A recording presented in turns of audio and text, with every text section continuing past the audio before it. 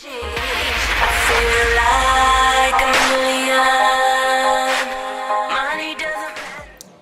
guys, welcome back to my channel. I am at the airport.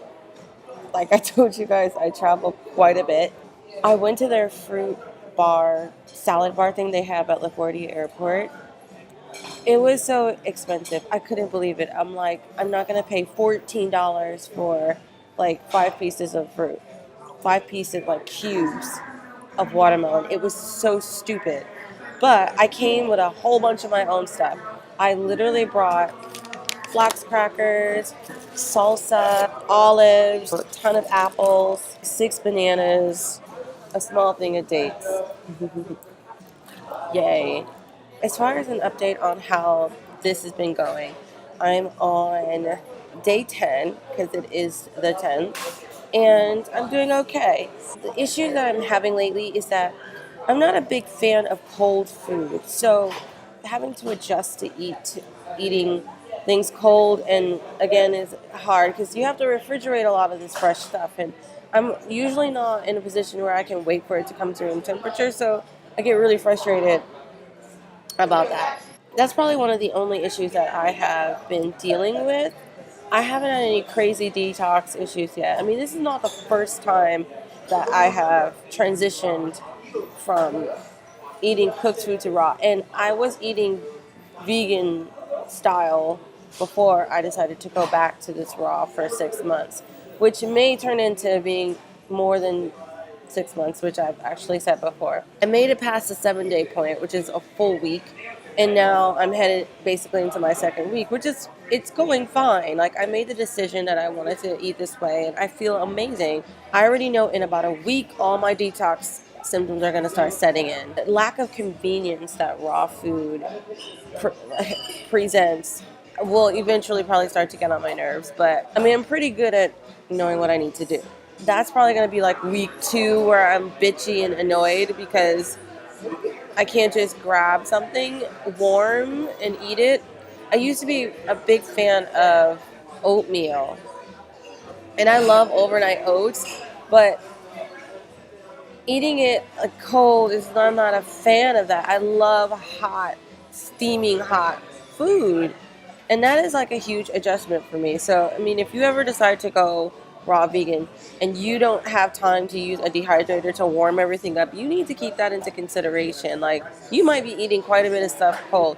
I don't mind room temperature, but the cold part is just really, it's not, I'm not a huge fan of that. And I haven't started having any skin issues. The last time I transitioned, and it was a while back. I did it for like maybe a while and then I stopped, but my skin started breaking out like crazy. I'm not having that issue yet, but I am drinking a whole lot more water than I was before, and I'm not having that disgusting scalp oily grossness issue that I was having the last time that I transitioned as well. This is easier than almost all the other times. You know, maybe I have like a different hair wash routine or something. I'm more diligent about my skin. I'm not really sure what it is, but oh, and the perspiration. I'm not sweating gross or anything. I don't use antiperspirant. I use natural deodorant. So it's possible that my body's already adjusted to that. I don't know, but I'm not sweaty and gross. I used, like the last time I transitioned, I was sweating nonstop. It was a nightmare. I had some of the worst detox issues, but it's only day 10, like I said, so I'm doing okay. I've been going to Whole Foods and getting stuff when I'm out, drinking water and tea in the morning, and I'm so busy. I guess it's fine. I'm actually kind of enjoying it. I went to Fashion Week with a friend of mine, and she was pretty good about the fact that I wasn't eating anything she was eating, and I wasn't really doing very much drinking. I think when it comes to alcohol, I will have it if I want it, but mostly I don't want it. Transitioning to this diet, you don't really want to pollute your body for the most part. But I'll have wine if I really want it. I'm a huge fan of sake.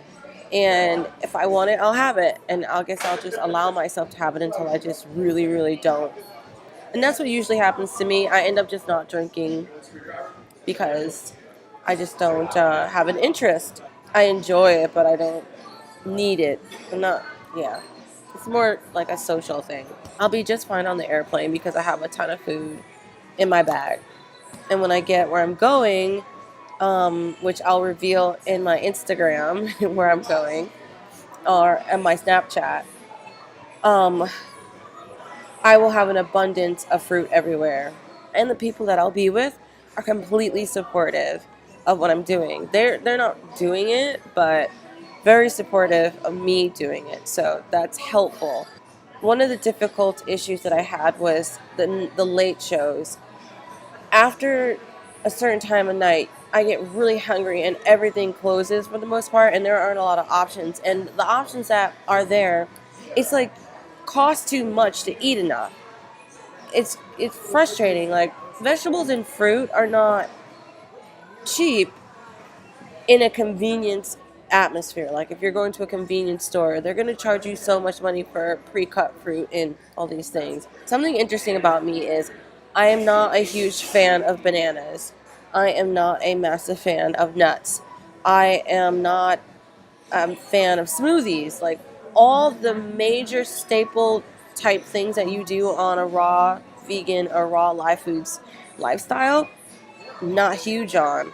It's always an adjustment for me, like a major adjustment for me to like make myself drink smoothies and greens. I prefer to chew versus drink. Also not a very thirsty person, which I find to be a huge problem whenever I'm transitioning, because one of the best way to get in nutrition is to drink it. And I'm not a very thirsty person, and it takes a while before I become thirsty and craving to drink things, but generally I'm just not a very thirsty person. It doesn't help when it comes to everyone else's videos. They love smoothies, they love bananas, they love dehydrated stuff. I'm not a huge fan of dehydrated stuff. I like some stuff, but mostly I don't like those nut burgers. I don't like um, so much of it, which is why the 80-10-10 method tends to work for me as far as what I prefer, but the 80-10-10 method doesn't necessarily work for the time schedule that I have. I can't always eat fresh fruit. I have to have some dehydrated foods. I have to find the types of flax crackers that I really, really like. So that's so I can carry it with me. Like right now, I have some salsa, some mango salsa. I have some flax crackers and some bananas and some dates and some freeze dried fruit.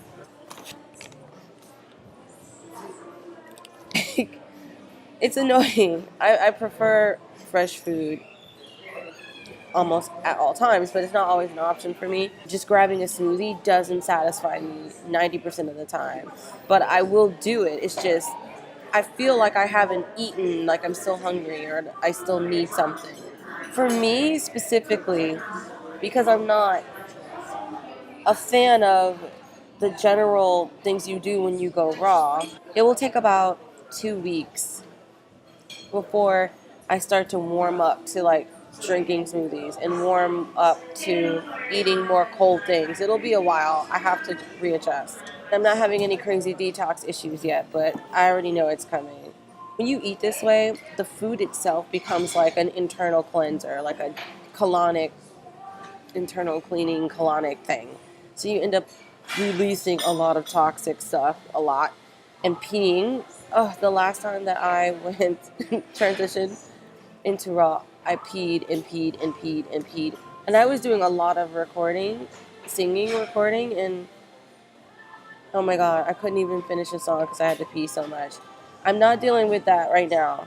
And that was right away for the most part for me. But because I think I've been drinking a lot of water anyway, I think all my habits had improved all the way around. So I'm just going from eating a cooked vegan life to eating now a raw again, which I've done, like I said, back and forth. When I first started going raw, I would do it 2 years at a time. It would be lengthy.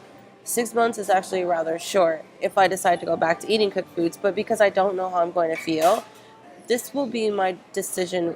Either I'm going to stay raw, most likely, or I'll know for sure that I want to eat a more, paleo macrobiotic style diet. I have to make that decision. And so I want to go raw for this amount of time to help me decide whether or not I'm going to stay completely raw or if I want to be mostly raw and mix it in. So that's generally what I'm hoping to find out at the end of my 6 months. That's pretty much my update. Everything is going really, really well, and I am enjoying it. If you want to see more of my updates, which are coming, and if you guys are interested and you have any questions, just put any comments down below and I will answer anything you guys want to know. Thanks for watching. Make sure you press the like button. Make sure you subscribe if you want to see this. I'm going to vlog through this whole 6 months, so subscribe if you want to see. And give me a thumbs up. All right. So I'll see you guys in my next video. Bye.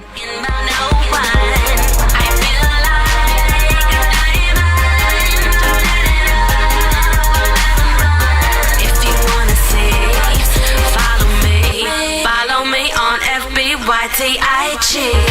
I feel alive.